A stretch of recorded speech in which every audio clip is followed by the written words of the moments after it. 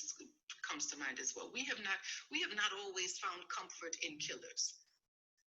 But we have not always found solace being rocked in the bosoms of those who silently pray and then openly destroy. No, not always have we mistaken mimicry for mastery or pretending for knowing. Hi, I'm Dr. J. Thank you for joining me for Behavior Health and Wellness. I am here with Sunni Patterson, one of my favorite poets. It's an honor to be here with you today. I'll give you the opportunity to introduce yourself. That was her piece that was playing as we opened up, in case you did not know. Sunni, how are you? I am well and given a massive amount of thanks. No complaints today. Great. Well, thank you so much for taking time out of your busy schedule to be here with us today.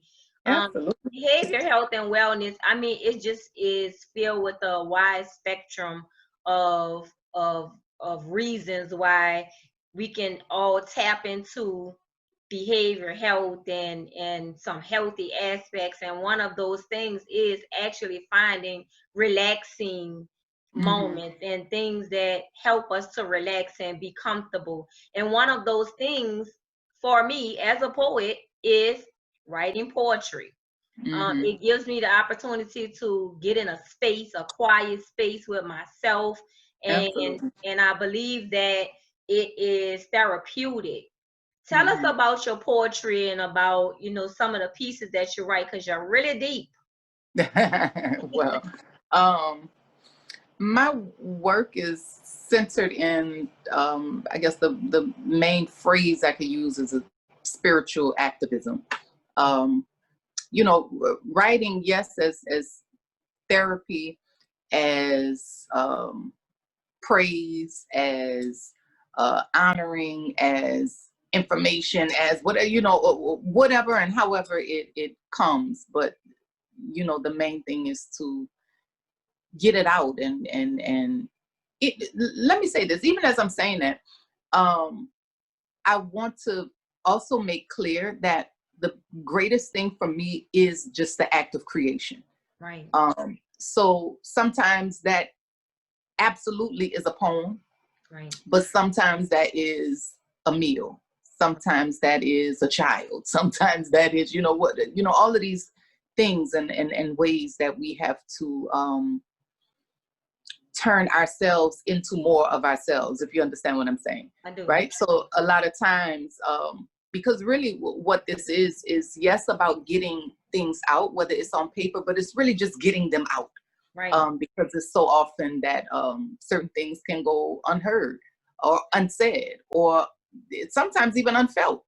We're so used to these, like one of my teachers would say, we're so used to these garments that we don't always feel love or feel even the dislike, sometimes that we still need to tap into all of those things. We're so taught to only go with the feel good, or we're only taught to only honor that which doesn't, right? So there's no real moderate kind of space. So the aim to go back to that, the aim for my poetry is to bring us to a space, myself first, and then others after that, because first it's always about the self, right?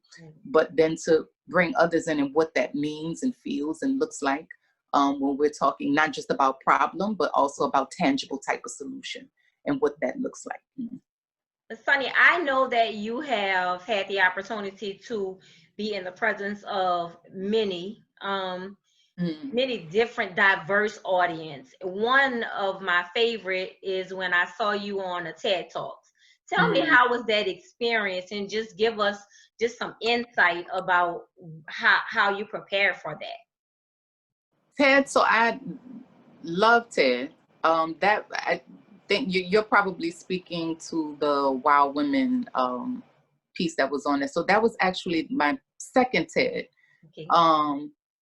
But either way, the experience is a beautiful experience. One, because it's, well, I could say it's the people. Yes, it's the people, but It's like all these snack. Look, it's these snack stations and massage stations and all this kind of stuff. That right there really is the highlight, to be honest. But but it's just a matter really of, I think it really just goes to authenticity and truth. To make sure that whatever it is that we're doing it in our truth. We're doing it in even if we're not totally and fully how can I say, even the first word that comes up is confident, even, but that we still go through, right? And that we're constantly building as we're going. But that particular tab, which was something, I was pregnant.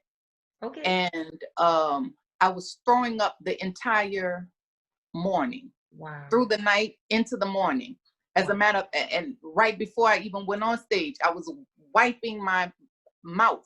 Wow. And my name was called. And so it power was of female. Listen, it was snatch it all back up and pull it together. But that also just speaks to just as what you said, the power of the female, but just the wonder of women. Not just, of course, I'm not speaking of myself and putting myself in a category, right. But not just speaking of myself, but just this group of women, to hear all of the women speak and bring all of themselves to this particular platform, which really is just a symbol for a symbol for just what it means to use your voice, a symbol for what it means to inform, a symbol for what it means to enhance and enlighten, and everything else. So to be, just to be with women who I share,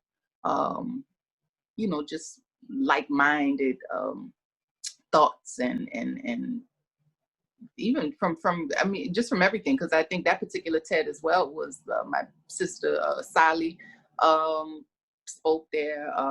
For that particular one, it was another poet, Monday. It was just so many people, because that particular one was actually here in New Orleans. The first one I did was in Monterey in California. So it was something to have it here in New Orleans. I think it's just so personal, because I find that we always have to leave outside of the city that is filled with so many great people and that's so culturally rich. But I think that we embrace outside so much. I am really enjoying. I think, okay, I thought I had lost you. I'm sorry. That's okay. Somebody called. I'm enjoying just looking at what we have here, some of the gems that we have here. And you are just as cool as you are today, wherever I see you. And it's just an honor. And I want little boys or little girls or young men or young ladies who might see this to understand, you can take your dream and you can actually move to the next level, because you're not just a poet now. You're being real modest right now. You hold many hats. Tell us about some of those things. So I, of course, been a poet, but I teach. I was a full-time high school teacher for a long time. Right. I from teaching, that's one thing. I still teach, and I love the capacity in which I teach now, because it doesn't require me to be in a classroom on a full-time basis. That is where I probably was like, oh Lord, we gotta get out of that.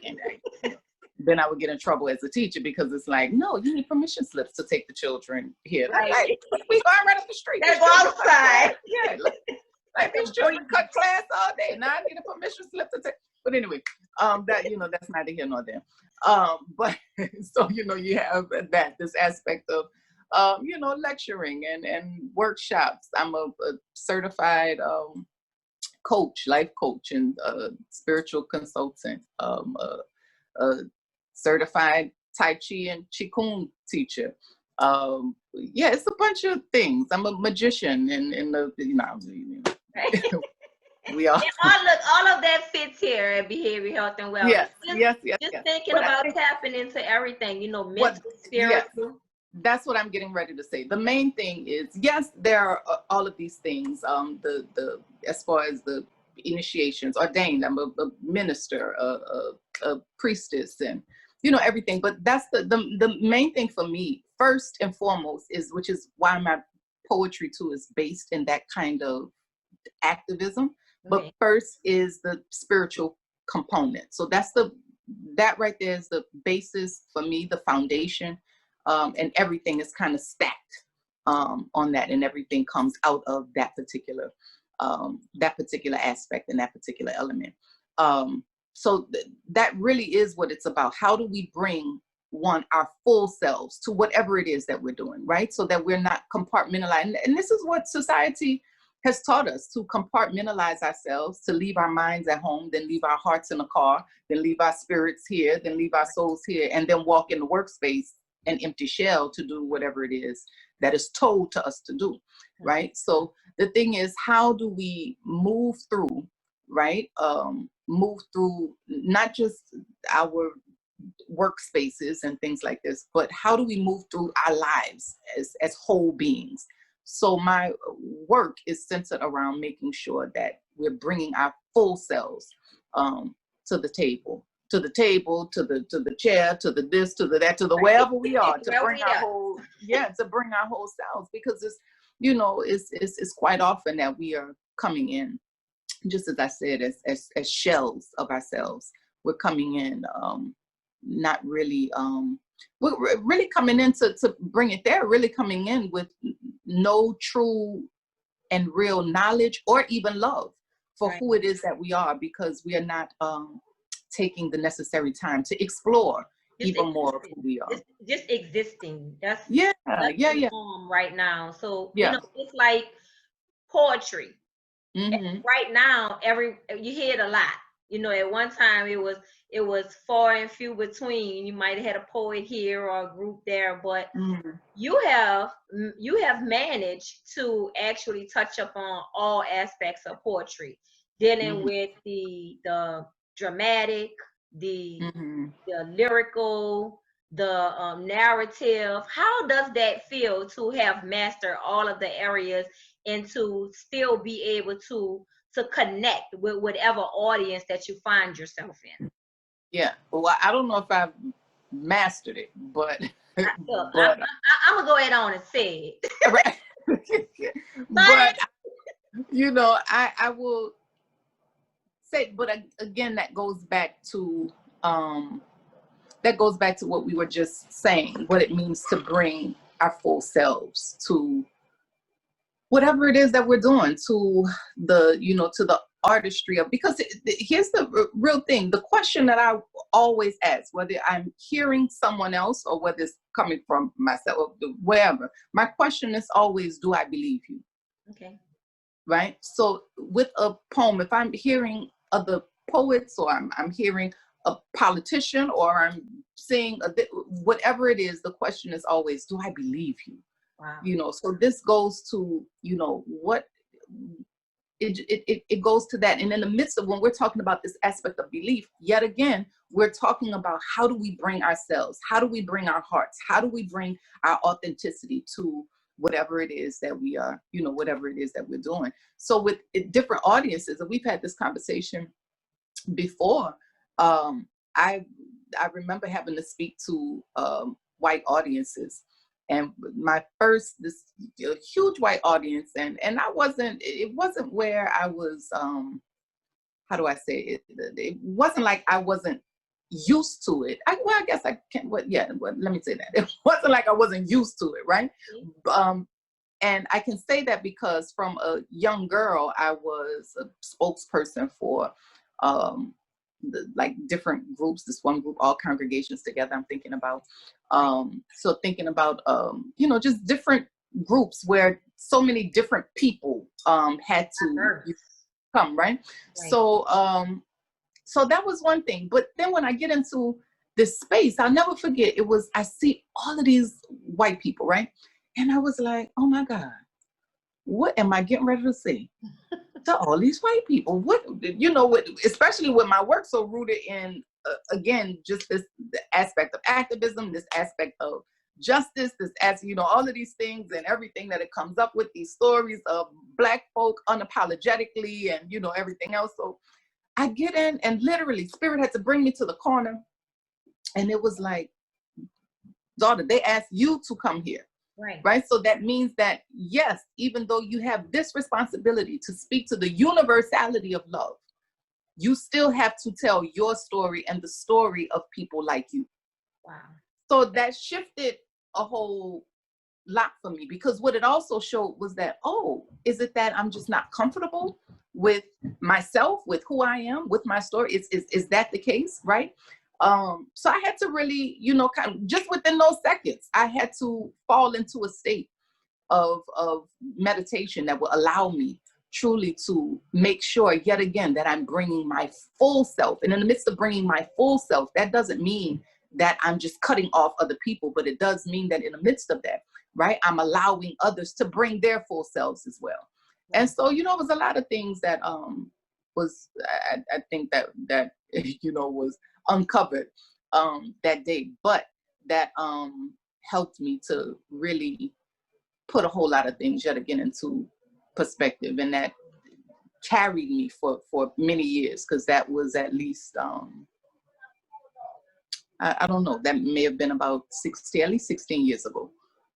So that's carried me, and I vowed after that no, I will always bring. You talked about trust. You talked about Mm-hmm. just being comfortable with your own self.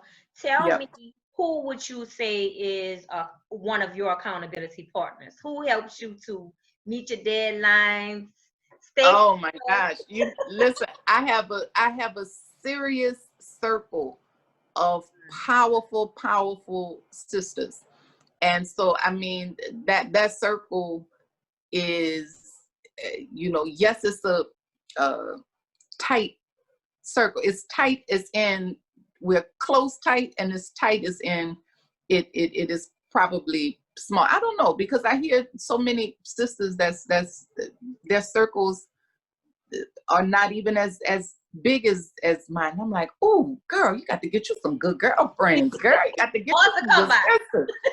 Yeah, you got to get some good folks around you. So I have a true circle, a real community, and I pride myself, and I really do pride myself on having great sisters and a family, my family, just even from my mother and my sisters and aunts. We are on like what is calls every day, prayer calls every day. So that's my blood family. Then my chosen family, you know, my spiritual community, and just my sisters that we can run from the church house to the ballroom. You understand? You know, that's New Orleans folk. That's right. You know, that's what we do. So yeah, so I have a great circle of sisters who, and that circle is, I mean, they are CEOs, they are teachers, they are ministers, they are principals, they are, you know, other business coaches, they are mamas and wives, you know, they are, yeah. So right. I make sure. And then my elders, I'm very close to elders, and I got these elders who they don't hesitate to, if something is wrong, they gonna get daughter. Nah, you know. That's and good. So, you know, we always talk about the lack and the loss of our community and elders, and you know, we have to connect and keep. That's how we keep our children grounded, knowing what the history and the culture is from the elders in the community. The village. Yeah. Absolutely. And I make sure we are, my family is a very we're very communally driven, and you know, just a community driven and involved family. So it's elders they meet here at our house every Tuesday and have their meetings and everything else. So it's always something to see, and it's something for me to experience, yes, as as an adult, but then having these elders that have been in my life for, I mean, since I've been a little girl, and then to see my children grow up with the same kind of experience is something that's, and even more, even greater, is just a powerful piece for me. So I make sure that I need everybody to tell me, look, let me know. Now, don't hesitate to tell me if I'm messing up, look, pull me. Yeah, pull me, because I got, and then look, I'm so even when I say this, like, I'm too scary. So when I say I'm too scary, that means that I got some ancestors too that will come and just be like, right. you better get it together.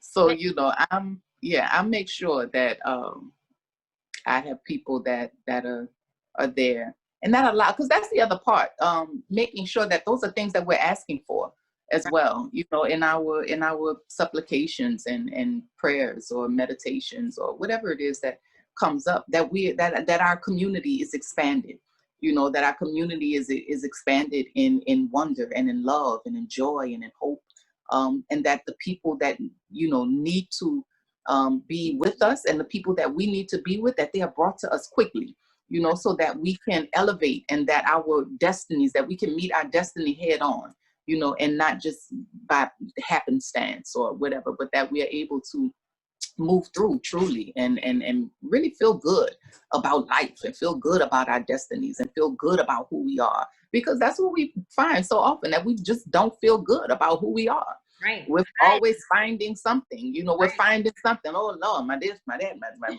chest not what it should be, my skin not this, my such and such, but and so we can always find something to come up with. But that's the beauty of, like you're saying, the accountability partner. That's the beauty of the friend. That's the beauty of the village, because they act as a mirror. So when the mirror is held up, and especially when it's held up in a loving manner, we're allowed to make changes, and we in turn, not only are we, so to go back to that, not only are we allowed to make changes, but we also allow change to be made.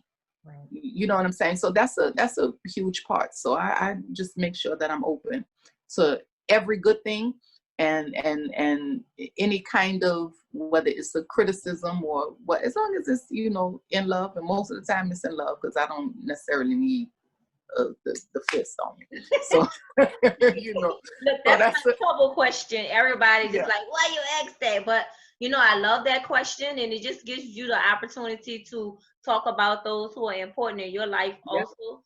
But this is the Boss Up segment, and I have nominated you to be here today because I feel that you are a true boss in your craft, in your community, in the skin that you are in. I believe that you are beautiful on the inside, as well as what you reflect and radiate on the outside. And I believe that we just need to find opportunity to celebrate each other and uplift each other. So today, I want to celebrate you, Miss Sunni. Hey. I love it. Love it, love it, love it. Now let everybody know how they can get in contact with you if they want to if they want to follow up or commission you, or whatever business. How would they get in contact with you? So right now, y'all don't okay. Right now my website is down. But you can still go to its one, as far as email. Of course, there's social media. I'm Sunni Patterson on everything. Right. Facebook, what is that? Instagram. Now it's Twitter, but I'm gonna be very honest, I don't do it. So I don't. it is Sunni Patterson Twitter, but don't trust it, is all I'm saying. But there's Facebook, there's Instagram. You can always reach me as well by email, and that particular email is booksunnipatterson at Gmail. You can go to, so there's a bunch of things that's shared from different pieces, poems, videos, things like that. Until the website is up. Once the website gets up, I'll let y'all know. It'll be. I would like to thank you for taking time to be here with us for another segment of Behavioral Health and Wellness, the Boss Up segment. There are so many people who are doing great things. And this platform gives us the opportunity to feature people. It doesn't matter where you are, whether you are in Atlanta, Texas, and we've even had people calling in from California. Wherever you are, if you know someone, it can be a healthcare professional, a teacher, a community advocate, whoever is doing something great in the community, and you think they would be a great fit to be featured here on Bossed Up, send us an email to behavior.healthandwellness@gmail.com. And who knows, maybe your nominee will be featured on the Bossed Up segment. Thanks again for joining me for Behavior, Health, and Wellness. I'm Dr. J.